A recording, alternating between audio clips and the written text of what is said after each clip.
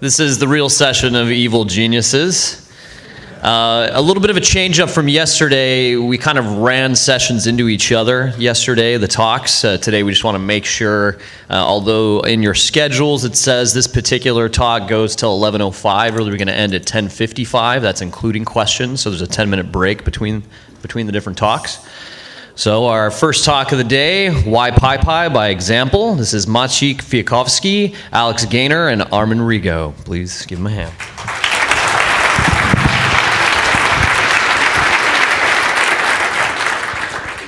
So hi everyone, we're the developers of PyPy, or at least some of them, and I guess we have the slightly unenviable position of following Dave, because truthfully we've tried to give the talk he just did, explaining what PyPy is many times, and the general conclusion is we have failed to convince you all that we aren't crazy. Because we tend to sound crazy, whereas Dave sounds, sane and like a scientist investigating things. So that's unfortunate for us. But so what is PyPy? Dave already told you the scary stuff. We're going to try to keep it high level here. PyPy is a fast implementation of Python that happens to be written in Python. It's all open source and good, and we've been a project for 9 or 10 years now, I think. 9 years. So been a while. We are fast. Sort of Dave mentioned, I think 5 or 6 PyCons ago we were there, or not me. I didn't even know what Python was then, but. They were there, and they were saying, we have this thing. It's Python written in Python, and it's 2,000 times slower. It's really cool, and everyone thought we were crazy. And so, like 4 years ago, it was, oh, we've got this thing. It's 10 times slower.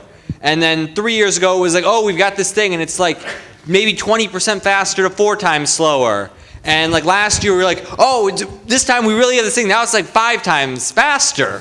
And that was pretty cool. But so now we're at this really cool point where we're not trying to put numbers to how much faster we are. You can go there, speed.pypy.org. You can see we've got benchmarks. They're X times faster. It's awesome. But we're really happy to be at a point sort of where we can say the performance, if it's not faster, that's a bug.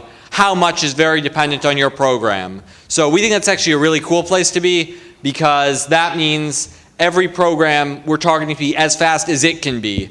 We're not looking at what is the speed of the interpreter now. We're looking at what is the speed of your program. And so, yes, that means you should complain if it's not faster on your program. And that's something we're very, very proud of.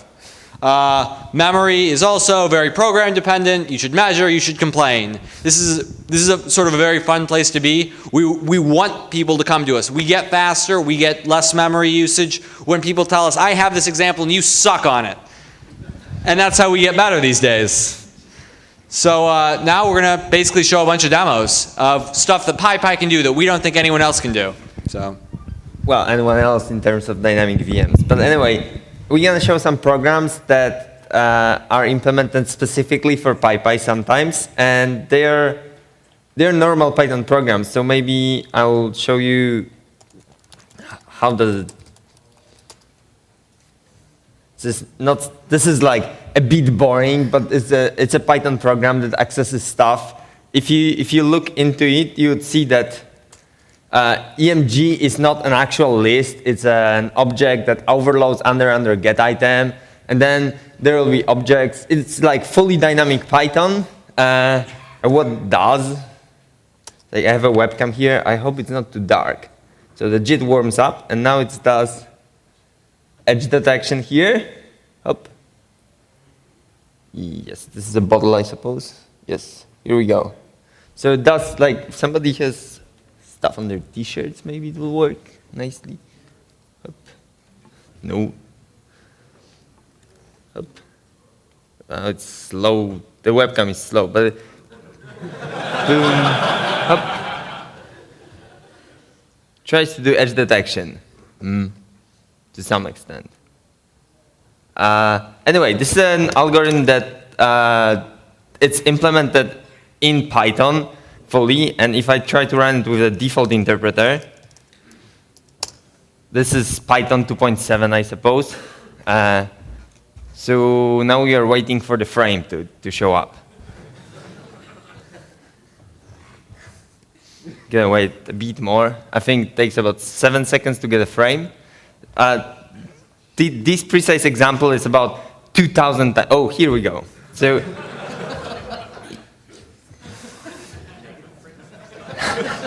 I don't know why average is negative, actually. It's not that slow. However, this is like an example where doing numerics in PyPy is actually pretty fast because you operate on things that are integers, and even though you didn't have to explain like this is C, you wrote Python, and it's still not as fast as C, but it's fast enough to do experimentation while it's not quite possible using the CPython. I don't think anybody ever did dynamic VM and image detection before. At least I'm not aware. So this is one of the examples where you would potentially use PyPy. And, well, you want to show tracebin? Yeah. So, How do you? okay. So another thing we're really proud of is we think tools for understanding what our programs are doing and being able to do profiling and things like that are really important. A lot of the people who are looking at PyPy are, not surprisingly, looking at us for speed. So we are we're very interested in how do we understand the behavior of people's programs. And there's been talks here already about like the monitoring tools that JVM has and other things, and like we really want stuff like that for the Python community. Being able to understand How do I run Django server? development. Manage.py development run server. And so we really want to have tools that allow us to do introspection of what our process is doing, why its performance is, what it is, and how do we get better. So lately we've been working on a tool called tracebin. If you've seen us talk about the JIT viewer tool in past, this is the successor to that, which we think makes it a whole lot better and more understandable for people's programs. So, yeah. So, okay, so This is an example. yes, so boring program does stuff.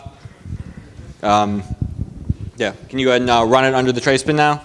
PyPy -m Yeah. tracebin. Like this. Yes. No module name tracebin. Are you in the right virtual env? I don't know. Put it on the path, yes. Like this. Yes. You got to set the. Okay. Haha. Alex, your software sucks.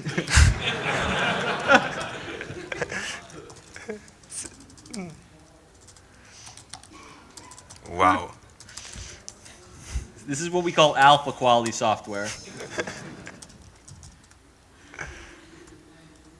Ooh.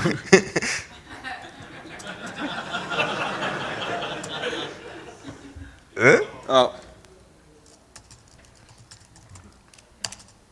Now, so now it runs and it uploads our data automatically to the server, and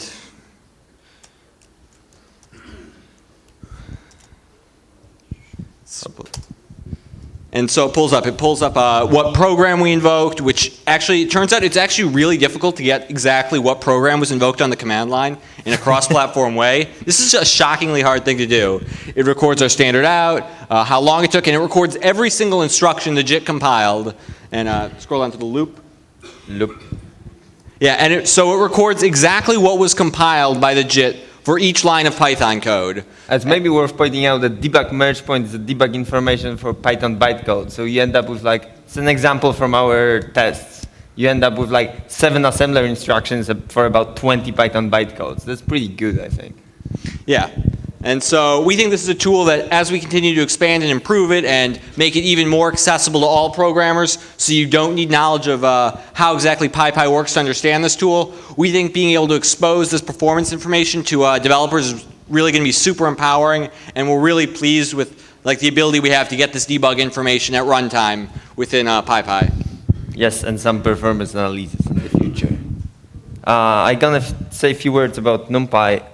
So we are trying to implement Numpy, and well, not everybody gets excited about that. And essentially, we believe it's easier to add Numpy to the JIT than JIT to the Numpy. But it can be debatable. But anyway, what we are trying to achieve is that you implement Numpy and you get the JIT for free by optimizing, well, the way our JIT works make it very possible. So you just implement NumPy as a library and automatically works with a fast Python interpreter. So you can write NumPy code, yes, nicely vectorized, but you can also write NumPy code in the way that just loops around NumPy arrays. And this will still be relatively fast. But I mean, twice slower than C code, say, and not 2,000 times slower, which is what you get now if you try in CPython to loop around a NumPy array. It's super slow. So we are implementing NumPy, and I have some preliminary results with trying to vectorize using SSE, and that kind of outperforms GCC on some examples. So it's going pretty good so far, but stay tuned. It's probably like couple months, 2-3 months away before it's actually complete and implements the whole NumPy. But this is something I'm working on, and this is my full-time job. There's the donation button somewhere that you can donate and make it my full-time job for longer, I suppose. Okay, Armin. Yes. So, sorry about this kind of talk, which is 5 minutes on topic A and 5 minutes on topic B, and now I'm going to say 5 minutes on topic C. Garbage collection. I'm talking here, I'm addressing this audience at PascalCon in 1982, trying to convince you that garbage collection is actually a good idea. What is garbage collection? You call malloc and you never need to call free. Very easy. Well, of course.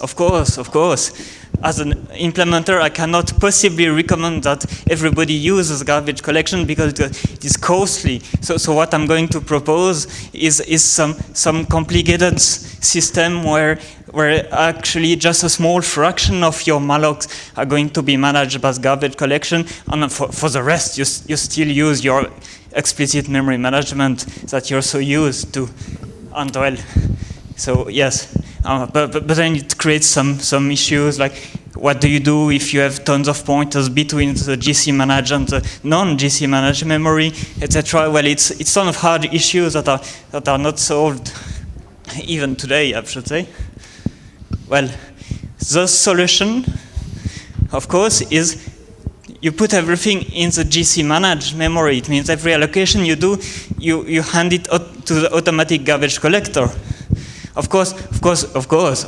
I know it's a solution with quotes because it's horrible for performance. I mean, come on. To start with, it will double the memory requirements of your program.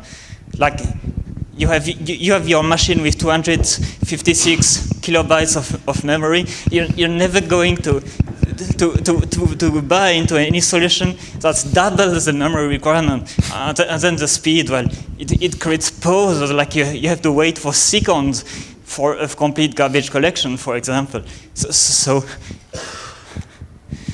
yes, I mean, it's not a real solution, right? It's just a toy.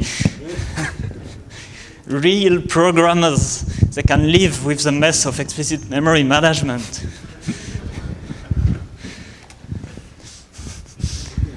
Okay, so now today I'm going to give exactly the same talk about a different topic. Today, garbage collection is obviously automatic everywhere, and I mean, it was hard to get garbage collection done right, but now it's done. It's something you can assume, and well, we don't talk about garbage collection unless we are doing some conference about implementation details of Java or something. I mean, real hardcore kind of conference. Okay. So, what do we talk about now? How to use multiple cores. You have your 4-core, 8-core, 16-core machines. How do you use it? Well, it's a mess. A mess with locks, with reentrant locks, semaphore, events, whatever. Complicated mess to get right. And that's even without even talking about the famous Python GIL. I mean, the global interpreter lock, which actually prevents you from getting multi-core performance of your Python program, but well, even if we kind of ignore this particular detail, it's still a mess. I mean, in Python we have the global interpreter lock, but we also have the threading module, which means that if you want, you can guess the mess. It does not give you any benefit, but if you want, you can get the mess.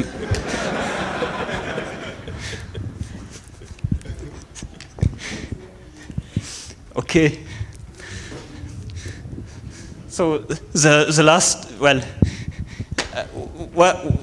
my purpose now is to convince you that it is actually possible.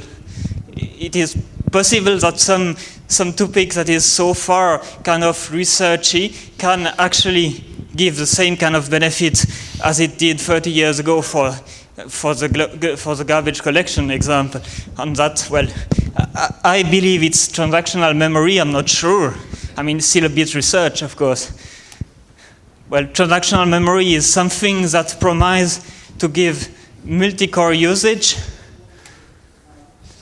Well, it's of course, if you look now, today, at the issues of transactional memory, you're going to see performance issues is horribly slow, like 2 times, 3 times, 4 times slower, or it's hard to integrate. How do you cooperate between transactional and non-transactional code?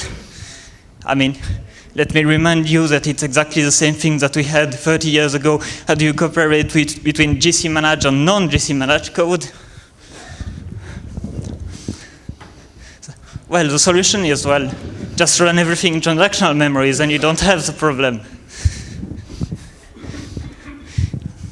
So, I mean, what it means more generally is, well, you have written some application using Twisted or whatever other web framework.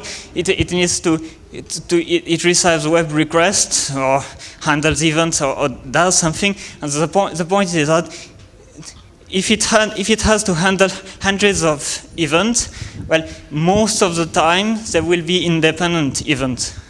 I mean, not always, of course, but most of the time you can kind of expect the events to be independent.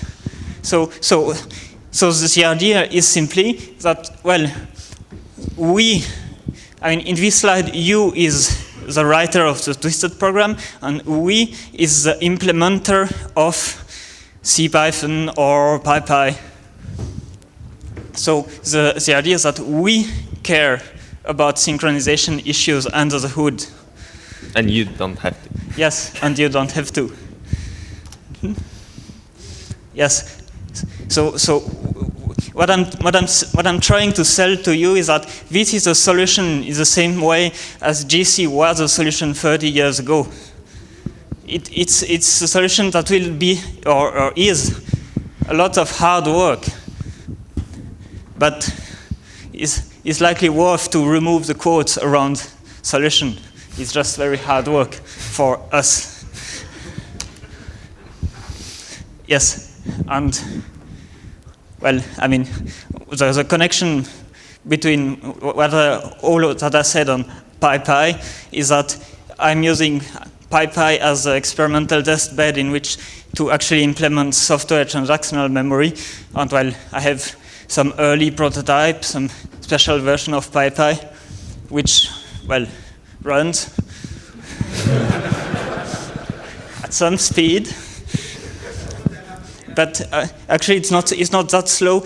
It's only 2 times slower than a comparable version. But of course, the comparable version is a version without the advanced garbage collection, without the JIT, and without any of the other tricks that we usually also have in PyPy. But well,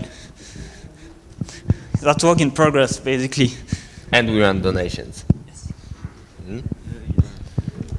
Yes, so that's work in progress, and we are actually accepting donations to help this work go on. Yes, so I guess to wrap up things, come and sprint with us. Codebase might be hairy, but we are friendly. On the other hand, yeah, you can sprint on PyPy itself. We're interested in if you have projects that you want to get running on PyPy, we can help with that. We can help track down performance issues. We're interested in any sort of working with the PyPy project. So I think we'll now open it up for questions.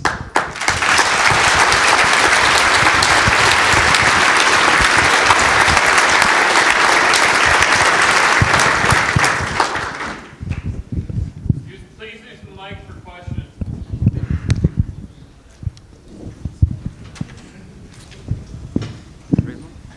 Hey, I believe it's possible for a normal person to sprint on PyPy. The question is it possible for a normal person to assist you in your STM project? Is it possible for another people to sprint on STM project?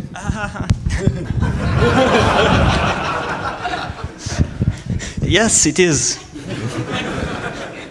No, well, I really mean it in the sense that, well, STM sounds scary, but again, it's just a transformation of PyPy. So it means it's completely scary, but not a lot of code. It's like garbage collector. It's scary, but the code in the corner doesn't touch the interpreter. So you don't have to know tons of stuff. Yes, you need to like understand a bit, but it's here in one box. What's the best way for mortals to help out? What do you guys need in the project? Yes, that's as well. But also we need like, for example, if you're interested in Numpy, it's very easy to implement a function in Numpy. Just a bit of Python coding. I think the biggest misconception is that we translate PyPy all the time and you need to know everything. No, we almost never translate PyPy. We always run tests.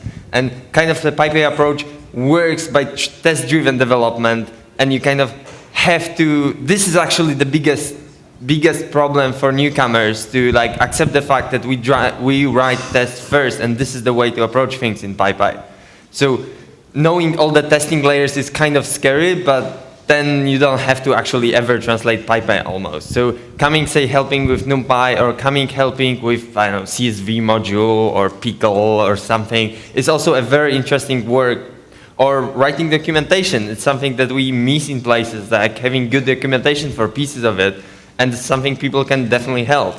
Yeah, Py3K is another area. We've started working on a branch for Python 3, and there is tons of work to be done there, updating modules to like what new methods were added, all kinds of stuff to be done there, and I think that's a great place to jump. Maybe very interesting to see that Python 3 is on a branch there, and JIT is here, and the work does not collide at all. Like, we don't have to upgrade the JIT for Python 3. JIT will automatically work for Python 3 as well. And if we improve it for Python 2, it will improve it for Python 3. So the work that you don't have to know x86 assembler or PowerPC assembler to work on the Python 3 board at all. Don't have to know what's that even. So a key skill of the software engineer as opposed to the programmer is to spend the maximum amount of time solving the problem at hand and the least possible amount of time debugging, tracing errors, writing frameworks, which we all love to do because it's easier than writing actual work, writing unit tests and so on. However, writing compilers is insanely hard. What rat holes have you got stuck in and how do you struggle and manage to avoid them? Rat holes. Well, we spent 8 years building infrastructure so we wouldn't have too many nowadays, I guess is the biggest one. We put a huge investment in time into having this infrastructure so the JIT is automatically generated and works on all different interpreters automatically. So I don't know. You guys were there when it was actually developed, all this infrastructure. I think it's just a very long-term solution in PyPy. PyPy is kind of a project, 15 commits a day for 9 years kind of project. So we did a lot of work on building the basics. Yes, it took forever, and a lot of people lost faith in PyPy project. Like, they're not going anywhere. But we were building the basics. Once they're done, it's kind of cool. Now we can like release every 3 months, and every version is like 20% faster than the previous one. So we took a long time to build infrastructure. Like, for example, PyPy releases are just nightly built with renamed directories. They're not any different than that. My understanding of STM is that if you do something with side effects in a transaction, that's not particularly good. Like Haskell can guarantee that with the language, whereas my understanding of Python is it can't. And so I'm curious just how you're approaching that or what you're doing. Yes, well, it's a question to which I have some answers, well, which would take long to explain all, but the basic idea is that if your transaction does some input-output, then you mark the transaction as inevitable. So that means basically you're back in a world similar to the JIT. There can be only one inevitable transaction running at the time. So if all your transactions are doing input-output, of course you don't win anything over the JIL. The point is that this approach works. In the sense that your program still works correctly. It's not getting any speed up, but it works correctly. And then, from then you can improve things. Like you move the input-output to the end of the transaction, or if you can't, you split the transaction in two just after doing input-output, or do things, basically. Thanks. A lot of people are waiting for PyPy to go mainstream. That will be able to use it for their everyday programs. Now the challenges are, as I said, lack of support for like Numpy and different third-party packages. And one of the big challenges is understanding where to go and what to do, and I think a lot of people want to contribute. So it will be nice if you had like a wiki page saying, like we have the missing ports from 2 to 3, like missing packages in PyPy. And a lot of people are just waiting to contribute. Okay. So there's actually a Wikipedia, or not a Wikipedia, a wiki on our Bitbucket that says what packages are compatible with PyPy, if there's an alternative, do you need a patch to run it, stuff like that. So contributing to the wiki page would also be very useful, I suppose. And we should probably link that on the main site. Yeah, so yes, people can it's find kind it. of hard to find. One quick question and one deeper question. Does C-types work? Yes, C-types works. Okay, very cool. I spend a lot of my time taking crusty C bindings and just converting them to use C-types, so that will help a lot. The other thing, and this is the bigger thing for me, one of the things I kind of hoped to see out of PyPy was the ability to add new language features, new constructs, basically use it as a playground to change the syntax. Is that something that's very easy to do with PyPy, or is that something that's very difficult? So when the PyPy project was conceived 9 years ago, one of the main ideas was that it would be a platform for language experimentation, that people who were just Python programmers wouldn't have to learn C and learn the C Python codebase. They could just learn a Python codebase and do experimentation. So in terms of what we release, when we do a release, we're really committed to implementing the Python language as it's defined. But I think we still think it's a good platform for implementing new language features. Not for adding syntax, though. Like, in the PyPy project, we kind of always said, okay, we operate from the level of bytecode down, and we pushed parsers to other people. So definitely talk to Benjamin, though. Benjamin Peterson, who is somewhere around. Got it. He's giving the next talk. He wrote the parser, and he can answer syntax questions. Okay. And do you have to look like a Haskell programmer to work on STM? No.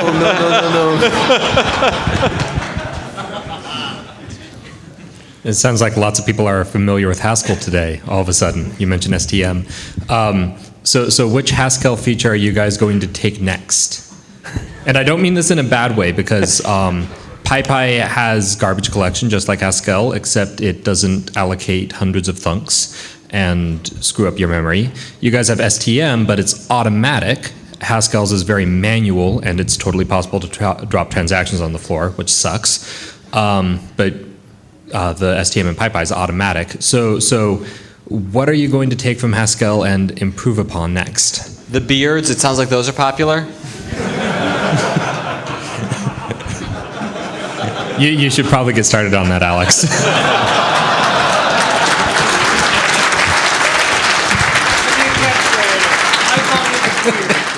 You guys are awesome. Thanks. Hey, so I'm kind of wondering, for people interested in getting into the project and contributing, what's the lowest hanging fruit, and like, is there sort of one part of the project that's easier to get started on than trying to sort of understand the whole thing at once? So PyPy is very modular. If you want to work on the JIT, you work on the JIT. If you want to work on the Python 3 compatibility, you work on this. And I don't think they have they have different levels. If you want to implement a GC, you implement the GC, and in a different directory. If you want to work on Sandbox, you work on Sandbox. So there are different levels, depends what interests you really. Is there documentation to cover that stuff, or is it just a kind of like bit. dive in, go into like IRC or sprints or what? IRC is better than documentation. All right. Okay. This isn't a question, this is a comment. All the people are asking, how can I contribute? If someone would contribute fixing up the docs and keeping the list of how other people can contribute, because these guys are really awesome, but no one understands what they say. So what someone needs to do is volunteer to be the translator. Like we're going to Papua New Guinea and we're meeting the natives, and someone needs to learn their language and then bring it back to us. And if someone would take on that documentation, I think we'd all really be appreciative. Thanks.